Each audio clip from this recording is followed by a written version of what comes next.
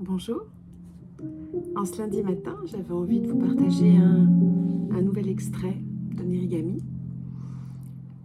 C'est un passage qui se déroule dans le désert jordanien et c'est un passage qui me tient vraiment à cœur et j'espère qu'il vous parlera. Certains disent que l'on trouve Dieu dans le désert. Adèle pensait que Dieu, même si elle ne l'imaginait pas comme une entité, se trouvait partout. Elle ne voyait pas pourquoi elle se serait planquée dans le désert. Mais cette quiétude, cette immense solitude de vie, engageait chacun à découvrir et à observer les bagages qui l'accompagnaient. Il avait transformé beaucoup d'hommes, pas qu'il en soit directement responsable, mais il était le révélateur, l'incubateur. Apprendre à écouter le soi, apprendre à le déchiffrer, le ressentir. Il incitait l'homme au silence, à la contemplation, à l'humilité, à la fragilité du grain de sable qui, uni au tout, devenait la force d'un désert.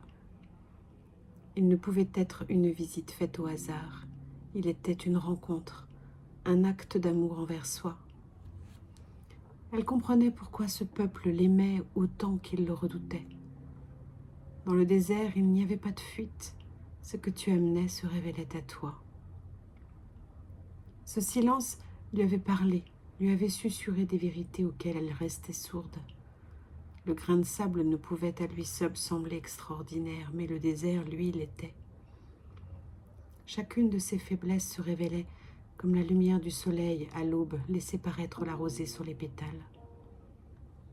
Ce n'était pas quelque chose de douloureux, mais plutôt d'une beauté absolue. S'observer, se découvrir en face, avec amour, dans toute son imperfection, comme un enfant réalisant ses premiers pas. Adèle était une rêveuse et rêver pouvait être aussi une fuite. Aimer l'amour était le souffle de la vie. Aimer Éden était une force, mais s'aimer elle devenait le vrai défi, sa montagne à gravir, son désert à traverser. L'évidence qui attendait, patiente, d'être enfin vue.